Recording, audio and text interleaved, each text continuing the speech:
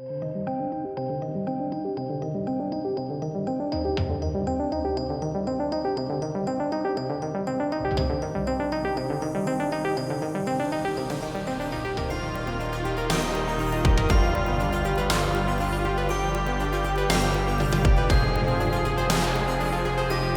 process of evolution for the kingdoms, like for the mineral, the celestial, the vegetative, the animal, the apes and monkeys, in a speedy, linear fashion has been smooth sailing. As human reason entered the civilization of Homo sapiens, the same evolution process became slow and at times staggered, became unstable and confused. It brought a change in the history of the world with diverse directions that ultimately led to reconciliation and peace.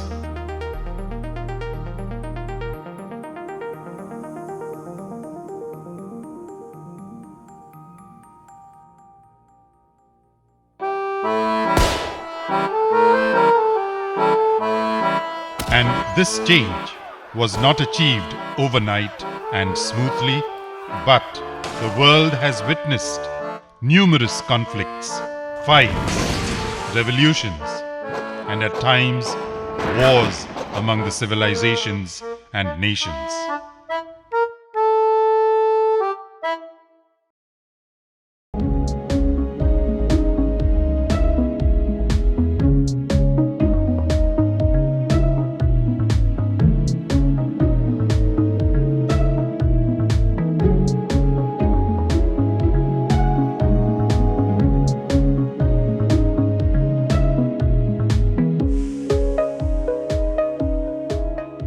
At the individual and the collective conscience,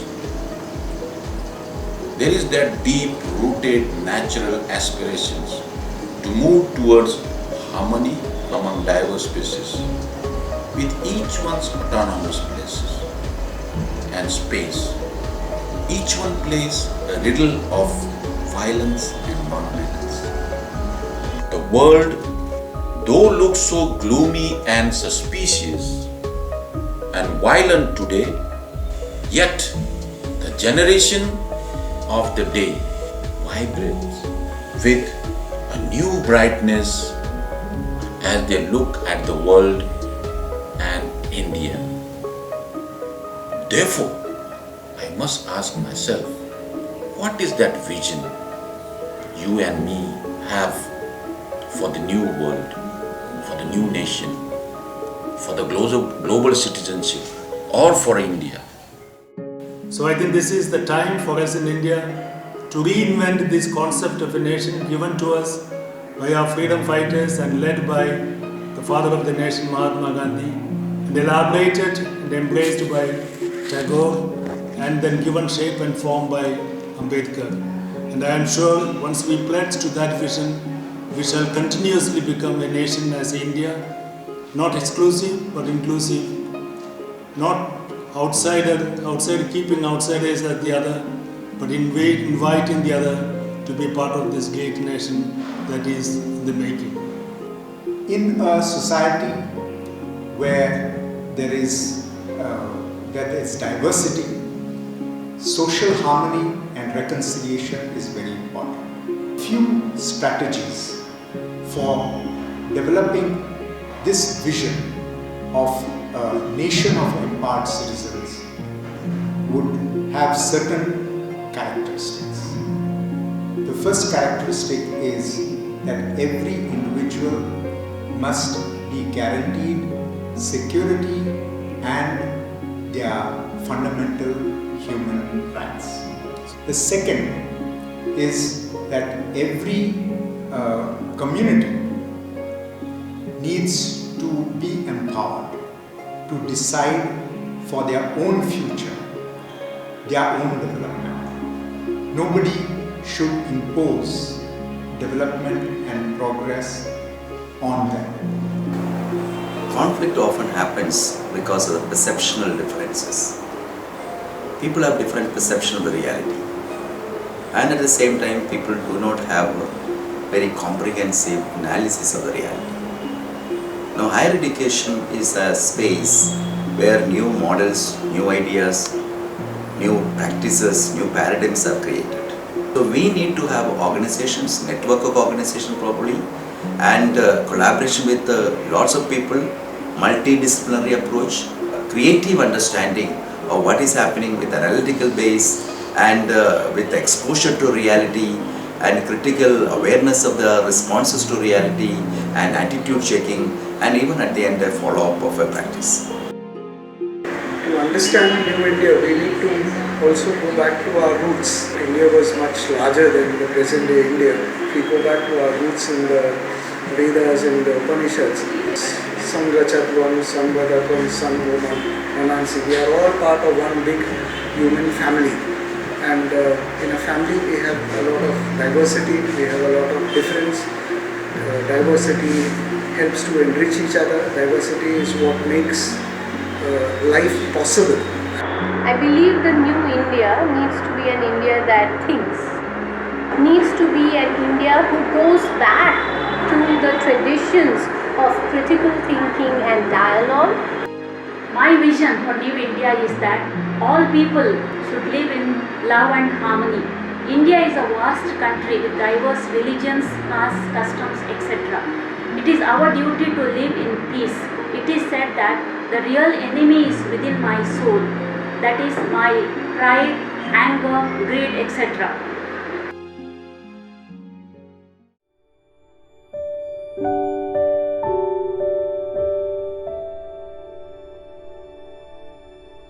It has taken a toll of the sacrifice, commitment, and hard work of people of goodwill who made this change happen. They burnt their entire lives to bring about reconciliation and to restore peace. As a result of the toil and efforts of many, we the people of the 21st century enjoy the principles and values of people's democracy, where justice, liberty, equality, fraternity has inspired us to live and let live with compassion and love, although belonging to diverse cultures and religions.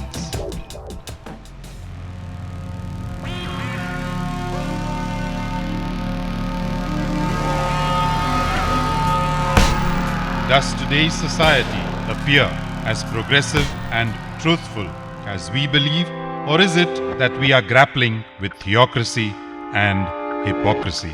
That human society, or is it has been parched with cracks of mistrust leading to disharmony?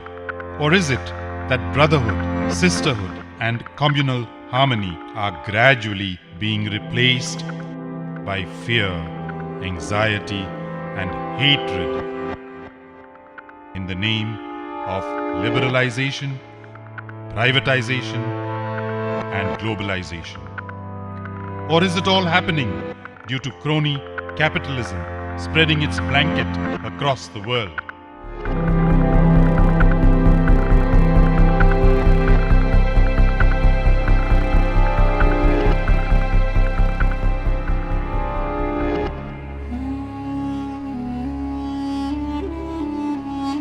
The question comes to our minds, where is the root cause? Is it local, national, international, or is it somewhere else? Isn't it true that of late we are perceiving nationhood in a distorted fashion and painting our perceptions the way the powerful think and feel? Or do we have misapprehensions towards the constitutional foundations on which societies and nations are built? Maybe it is time for us to sit back and reflect, or take a few deep breaths and fill our lungs with the values budding from peace and from following the path of reconciliation among all of human societies and the environment. It is time our life becomes a message. We, few, are from all, and you, all, are made out of few. In fact, there are individuals, groups, communities who are consistently striving for reunion and engaged in the process of reconciliation, healing, tirelessly with their free will. How am I going to fulfill this vision? Do I have some strategies to fulfill them? Do I have plan, short-term plans or long-term plans? We each one, today or tomorrow, have to reflect upon this and go accordingly to build new generation and the new world. What are my strategies which are going to helpful to me to build this vision for new generations? How am I going to plan these strategies according to short-term plan and the long-term plan? Today or tomorrow, each one has to decide, reflect, think, and also feel. Then only the idea of new nation, the idea of new global citizenship is going to evolve. So when we think of New India, we all have a vision. Next generation should be free of all sorts of chains. And what does these chains include? These chains are of caste, these chains are of different religions, these chains are also of different races. So we need to start recognizing ourselves as we belong, as what we are humans. No human is different from another human. And what we need to focus on is how can peace prevail into every person, into every society, irrespective of any caste, creed or race. So my vision for the new India as a policy student, as a youth, would be that we all strive for equity, sustainability and inclusiveness, and while we strive for it, we will abide by the values of love, mutual respect, hope, faith, peace, of harmony, of compassion and empathy, and with both individual and collective vision for ourselves, for our community and for the country. So it means young people, young students coming up, new people, if they continue the same old traditions, it doesn't mean new. New thing should be about peace, about their understanding of what is religion, which should be clear in their mind. They shouldn't be dragged or they shouldn't be influenced by so-called institutions or any leaders, or they should develop their own idea, their own ideologies. My opinion, reconciliation and peace can be brought in the world only through mutual cooperation among the communities and different sects and religions. And peace can be brought only by compassion among the human beings. We have to see that the next generation has to take the leadership of the country and the society. And it is in them, in the youth of us, that our future is dependent. If we look upon that way, empowerment of the youth and building them as a responsible force will make a lot of changes in the society towards nation building through peace and reconciliation.